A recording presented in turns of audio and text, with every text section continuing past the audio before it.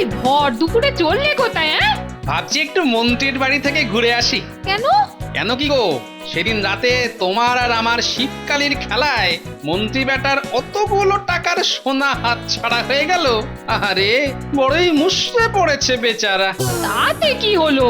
ওর যে কঠিন শাস্তি হয়নি তার জন্য ওর খুশি থাকা উচিত। আহা, কি যে কথা বলো তুমি। শাস্তি পাওয়া এক জিনিস, আর হাতের টাকা হাত থেকে গলে গেলে সে যে কি কষ্ট তা তুমি বুঝবে না। জানো, কদিন ধরে বেটা রাজসভায় আসছে না। পুজোর পর সারা রাজ্য জুড়ে অত বড় ভোজ হলো, তাতেও এলো না। মা, তাতেও আসেনি? তাহলে আর বলছি কি, এর ওপর আবার সামনের শুক্রবার মুর্শিদাবাদে নবাবের নিমন্ত্রণ। তা বেটার ছেলে সেখানেও যাবে কিনা ঠিক নেই। তাই একটু ওই খোঁজ খবর করতে যাচ্ছিলাম, এই আর কি। যাচ্ছ যাও, তবে একটু সাবধানে যেও। বুঝতেই তো পারছো তোমার উপর কি ভয়ানক ক্ষেপে আছে ও। বলাও তো যায় না, যদি রাস্তা ঘাটে তোমায় ধরে মারধর করে। অতই সোজা, গায়ে হাত দিক না একবার, দেখবে কি করি। আরে বাবা, আমার নামও গোপাল ভাঁড়। তবু সাবধানে যেও। ঠিক আছে। দুগা দুগা দুগা।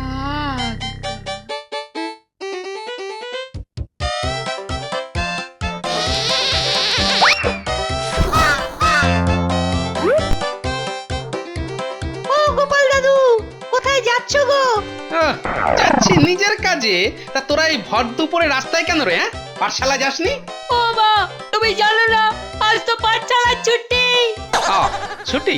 কিন্তু তুমি চললে কোথায় সেটা তো বললে না। না না, কোথায় যাচ্ছি বলবো না, তবে যদি জানতে চাস তাহলে ওই খানিক দূরত্বে আমার পিছু পিছু আয়। আরে নাপলা, তোর সাথে গুলতি আছে তো? হ্যাঁ হ্যাঁ, আমার কাছেও আছে আর গুলটের কাছেও আছে। এই দেখো। তবে চল, আজ তোরা হবি আমার দেহরক্ষী, বুঝলি? আমি মন্ত্রীর বাড়ি ঢুকলে তোরা গুলতি বাগিয়ে আশেপাশে তৈরি থাকিস।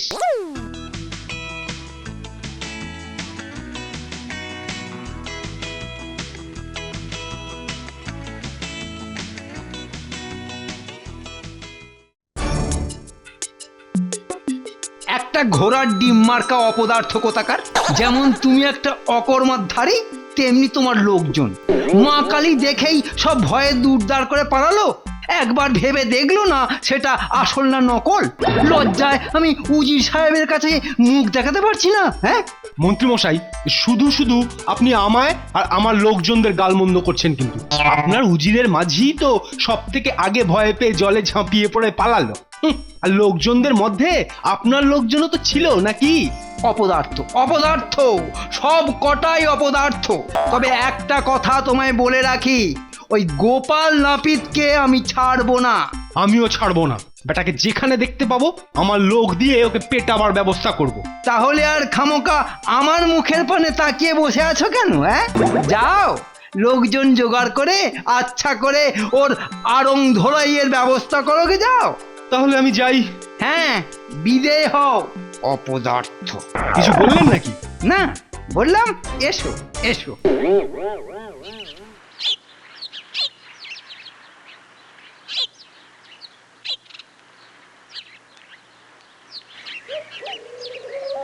আরে আরে, সেনাপতি যে সেনাপতি যে তা মন্ত্রী মশাইকে দেখতে এসেছিলেন বুঝি? কেমন আছেন এখন? আরে শুনলাম কোনো এক অজানা অসুখে বড়ই মুষড়ে পড়েছেন তিনি। এই দেখো, আপনি কি খুব রেগে আছেন সেনাপতি মশাই? বাড়িতে বউয়ের সাথে ঝগড়া হয়েছে বুঝি? দেখো গোপাল, বেশি বাড় বেরো না। বেশি বাড় বাড়লে কি হয় সেটা জানো তো? জানি জানি জানি, বেশি বার বাড়লে ঝড়ে পড়ে যায়। কিন্তু আপনি আবার এটা জানেন তো, অতি ছোট হলে ছাগলে মুড়িয়ে খাবে। তাই ওই মাঝামাঝি থাকাই ভালো, কি বলেন? মানে? যেমন আমি আছি, খাচ্ছি দাচ্ছি, ভুড়ি দুলিয়ে ঘুরে বেড়াচ্ছি। কোন রকম ওই দশানা ছয়ানার নকড়া ছকড়ার মধ্যে আমি নেই। আমি নেই।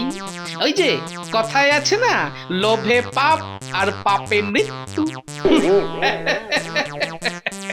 প্রাণে বড্ড লেগেছে রে মা কালী।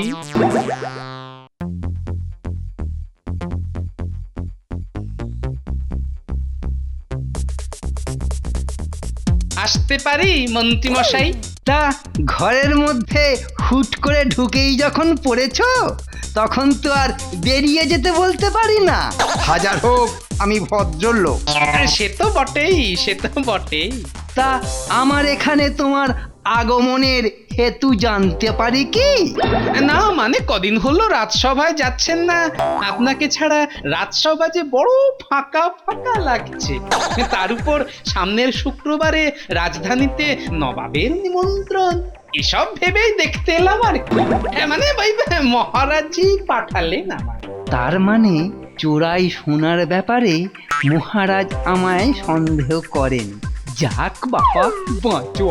আসলে বুঝলে কদিন একটু জ্বর জ্বর মতো হয়েছিল, তবে মহারাজকে গিয়ে বলো আগে কি বলবো? কাল থেকে আমি রাজসভায় যাব, আর নবাবের নিমন্ত্রণ রক্ষা করতে রাজধানীতেও উপস্থিত থাকব। ঠিক আছে মন্ত্রী মশাই। এবার দেখবি গোপাল নাপি, রাজধানীতে নিয়ে গিয়ে উজিরের সাথে হাত মিলিয়ে 5 জনের সামনে তোকে কেমন অপদস্থ করি। সামনে প্রচুর খাবার দেখবি, অথচ খেতে পারবি না। তখন দেখবি কেমন লাগে। ওই দেখ, মন্ত্রী মশাইয়ের বাড়ি থেকে গোপাল বেরোচ্ছে, আর কপা এগোলেই ধরবি, লাঠির বাড়ি মেরে দিবি পেট মোটার মাথাটা ফাটিয়ে। কিন্তু আমায় যদি চিনতে পারে? চিনতে পারবে কি রে? হ্যাঁ, এমন ভাবে মারবি যাতে এক ঘাতেই বেটা টেসে যায়। আর আরো সাবধান হবার জন্য গামছা দিয়ে মুখটা ঢেকে নে। ঠিক আছে, এসব বুঝে নিচ্ছি। আমি তাহলে চললাম। তবে মনে রাখিস, কাজটা যেন ঠিকঠাক হয়, আগের বারের মতো আবার ঢেরাসনি যেন। আপনি কিচ্ছুটি চিন্তা করবেন না, দেখুন না কি ব্যবস্থা করছি ওর।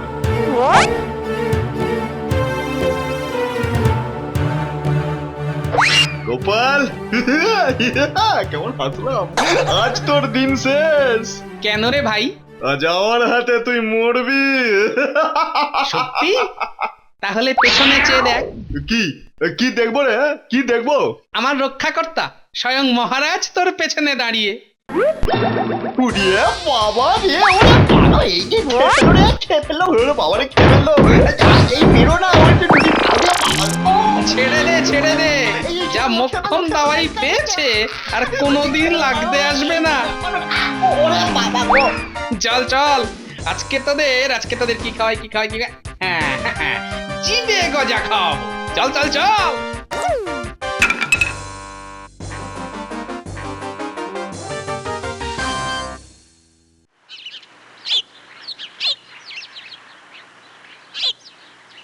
আরে মন্ত্রী জঙ্গলের দিকে যাচ্ছে কেন?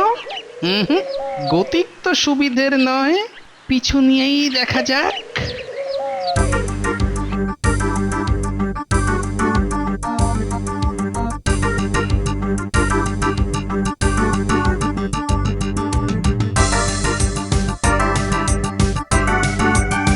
আসুন আসুন মন্ত্রী মশাই।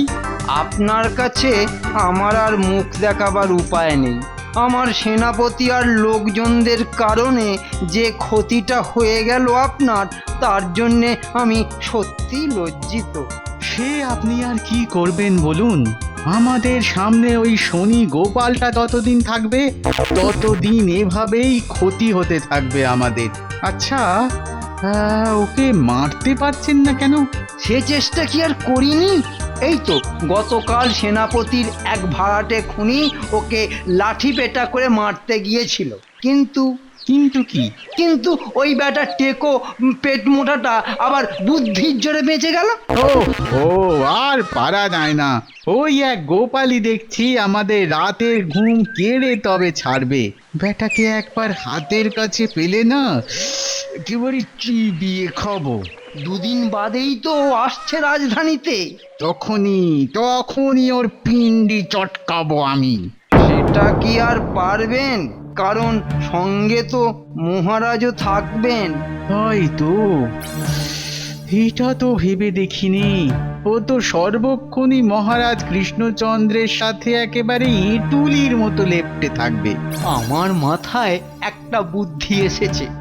এই বুদ্ধি খাটিয়ে গোপাল বেটাকে এমন জব্দ করব, দেখবেন মহারাজ অবধি ওকে বাঁচাতে পারবে না। হ্যাঁ, বুদ্ধিটা কি?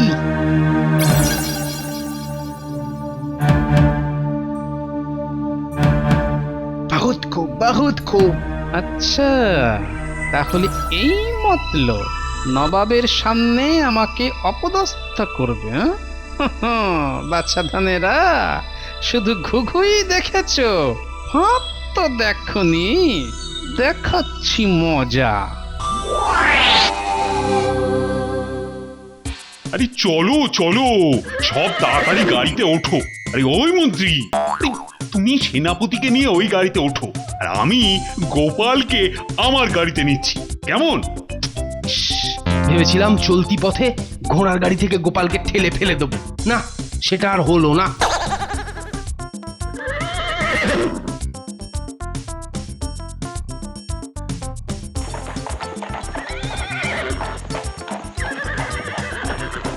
আরে এই গোপাল, আরে তোমার বগলে ওটা কি? একটা পুটুলি মহারাজ, আরে তা তো বুঝলাম, কিন্তু কি আছে ওতে? ভারী গোপন জিনিস। তবে আপনার কপালে যদি থাকে তবে ঠিক সময়ে জানতে পারবেন এই পুটুলির ভেতর কি আছে।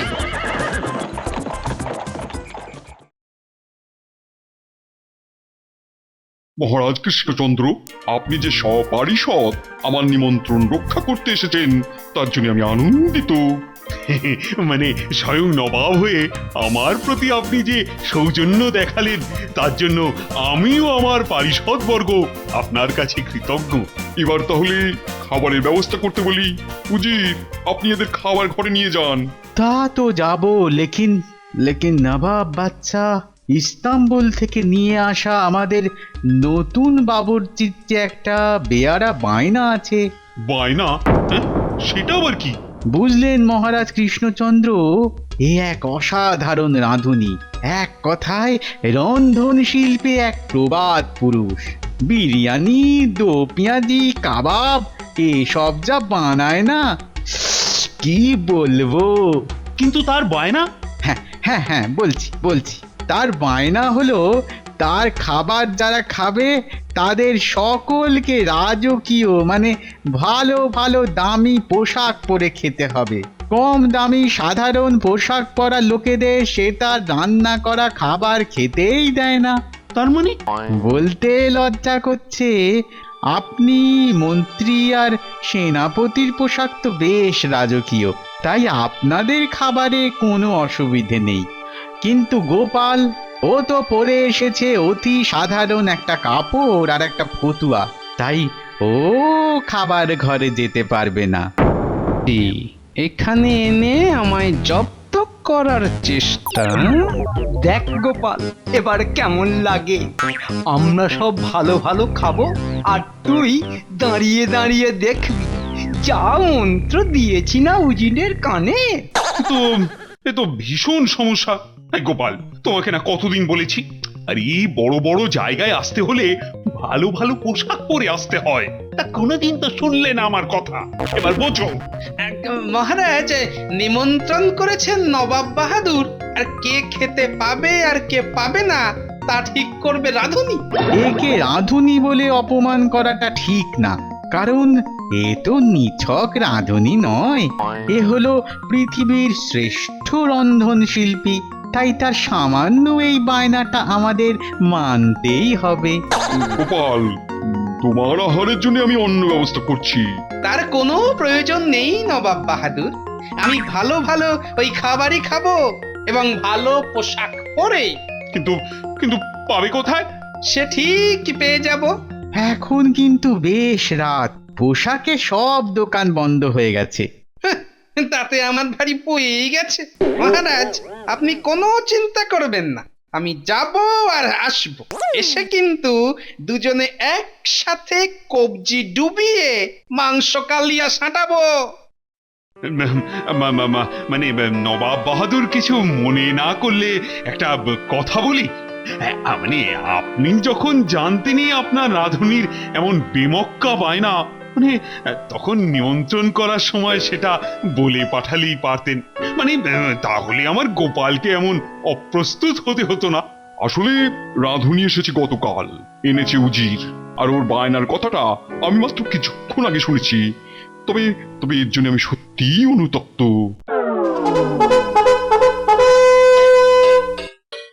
গোপাল, এই এই পোশাক তুমি পেলে কোথায়?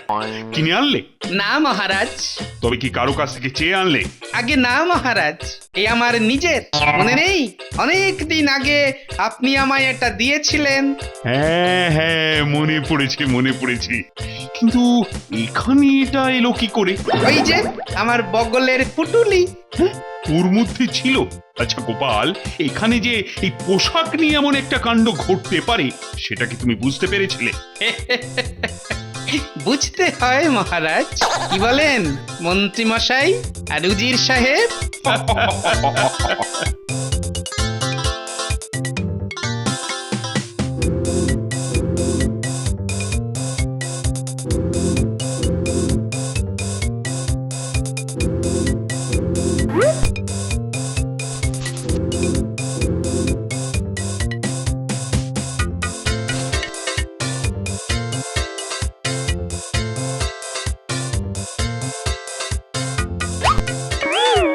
ও কি গোপাল, ও কি করছো? খাবার মুখে না তুলে পোশাকে টুপিতে ঘষছো কেন?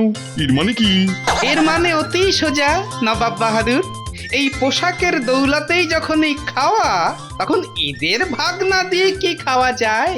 নবাব বাহাদুর, আজ আবার প্রমাণ হয়ে গেল যে বড় মানুষদের কাছে মানুষের থেকেও পোশাক অনেক দামি। গোপাল, আজ তুমি আমার চোখ খুলে দিলে। এসো এসো গোপাল, আমার বুকে এসো। মহারাজ কৃষ্ণচন্দ্র, আপনি অতি ভাগ্যবান, তাই এমন একটি রত্নবিদূষক পেয়েছেন।